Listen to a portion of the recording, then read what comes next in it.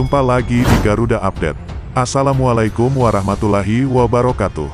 Kasus Subang mengejutkan, pelaku memanfaatkan kelemahan penyidik.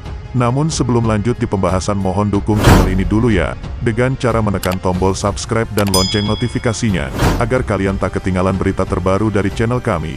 Kalau sudah, mari simak videonya. Halo pemirsa yang setia selalu mengawal kasus Subang, semoga kalian selalu dikasih kesehatan ya.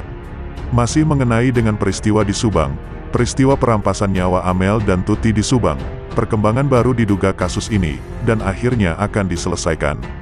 Dalam kasus Subang banyak hal-hal yang mengejutkan yang terjadi selama kasus pembunuhan ibu dan anak di Subang ini bergulir.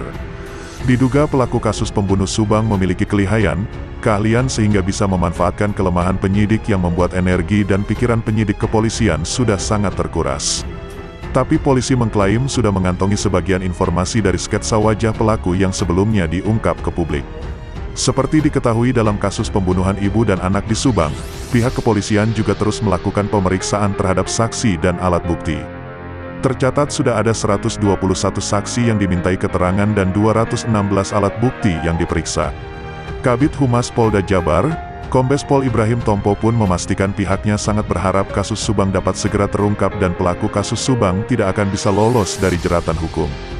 Kita berharap juga pengungkapan kasus pembunuh Subang ini cepat, namun karena memang ada kendala, kita tidak bisa bekerja tanpa dasar yang bagus, tegas Kombes Pol Ibrahim Tompo, Rabu tanggal 6 April tahun 2022.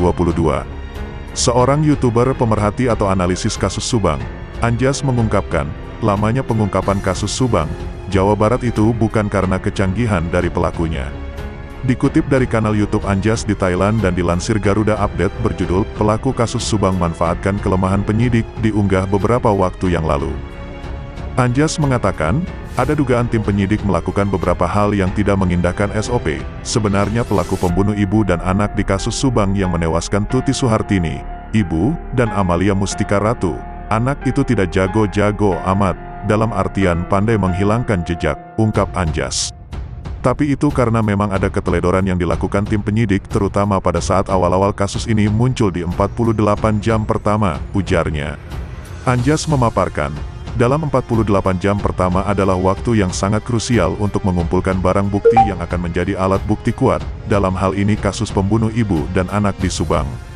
Misalnya tim Inafis yang akan mengambil sidik jari, atau tim autopsi mencari hal mencurigakan di TKP. Menurut Anjas, melakukan keteledoran itu manusiawi di mana manusia tidak luput dari kesalahan. Namun di balik itu muncul kecurigaan apakah keteledoran itu sengaja untuk framing karena diduga ada oknum-oknum yang terlibat dalam kasus pembunuhan ibu dan anak di Subang ini, makanya dibuat kasus pembunuh ibu dan anak di Subang ini semakin lama. Padahal di awal kasus ini muncul, ujar Anjas, banyak pakar yang mengatakan bahwa kasus pembunuhan ibu dan anak di Subang ini kesannya seperti kasus domestik. Yakni yang berhubungan dengan masalah sosial atau keluarga, tidak ada tekanan faktor politik atau tekanan orang-orang besar. Tapi ternyata setelah 4 bulan lebih kasus ini berjalan, ada dugaan kesana, menyangkut orang lain, karena ini efek domino.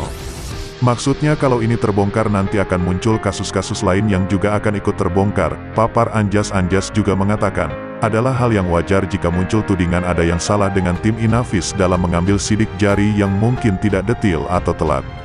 Semakin lama pengungkapan kasus pembunuh ibu dan anak di Subang, Jawa Barat ini, akan semakin banyak opini atau pertanyaan apakah sebegitu teledornya atau sebegitu sulitnya kasus Subang ini. Kapolda Jabar Irjen Pol Suntana, mengungkapkan, dalam mengungkap kasus pembunuh ibu dan anak di Subang pihak kepolisian harus berhati-hati dalam menetapkan seorang tersangka.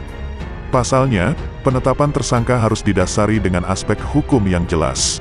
Karena itu, dalam kasus perampasan nyawa Ibu Tuti Suhartini dan Amalia Mustika Ratu di kasus tersebut, polisi memerlukan waktu lebih untuk memeriksa sejumlah petunjuk yang ada. Pada kasus tertentu juga pembuktiannya harus hati-hati, karena ada konsekuensi dalam menetapkan tersangka, kata Irjen Pol Suntana. Sekian informasi dari kami, semoga bermanfaat, sampai jumpa di video berikutnya. Wassalamualaikum warahmatullahi wabarakatuh.